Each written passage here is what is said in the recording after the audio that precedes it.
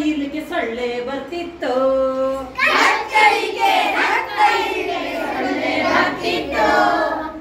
ಸುಯಿ ಸುಯಿ ಸುಯಿ ಅಂತ ಸೊಳ್ಳೆ ಬರ್ತಿತ್ತು.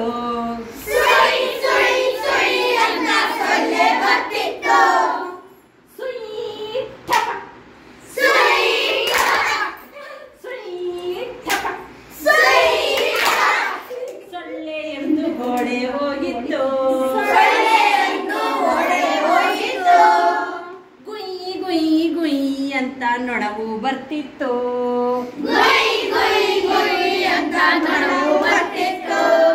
ಬೆಲ್ಲವ ನೋಡಿ ಮುತ್ತು ಕೊಟ್ಟು ಓಡಿ ಹೋಗಿತ್ತು.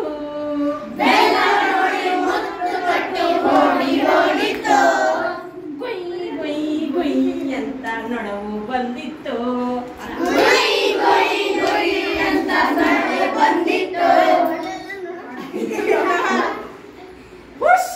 ಅಂತೇಳಿ ಹೋಗ್ಬಿಟ್ರಲ್ವಾ. ಗೌ ಗೌ ಅಂತ ನಾಯಿ ಬೊಗಳಿತ್ತು.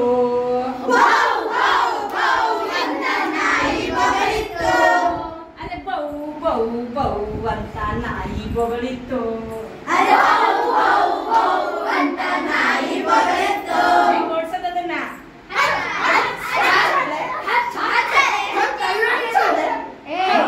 ಹಂಗ್ ಬರ್ಬೇಕು. ಅಚ್ಚಳೆ ಮ್ಯಾವ್ ಮ್ಯಾವ್ ಮ್ಯಾವ್ ಎಂದು ಬೆಕ್ಕು ಬಂದಿತ್ತು.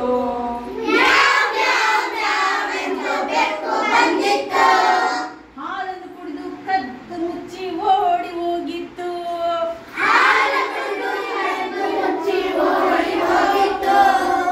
ಇನ್ನೊಮ್ಮೆ ಬಂತು ಏನೋ ಬೆಕ್ಕು ಬಂದಿತ್ತು. ಓಡ್ಸೋದು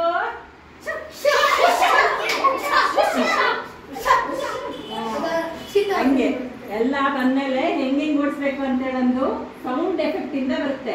ನಾಯಿಗೆ ಉಷ್ ಅಂತ ಅನ್ನಕ್ಕಾಗಲ್ಲ, ಬೆಕ್ಕಿಗೆ ಅಚ್ಚಲೆ ಅಂತ ಅನ್ನಕ್ಕಾಗಲ್ಲ. ಹೌದಾ? ಮತ್ತೆ ಸರಿ, ನೀವೇನು ಕಲ್ತಿದ್ದೀರಾ?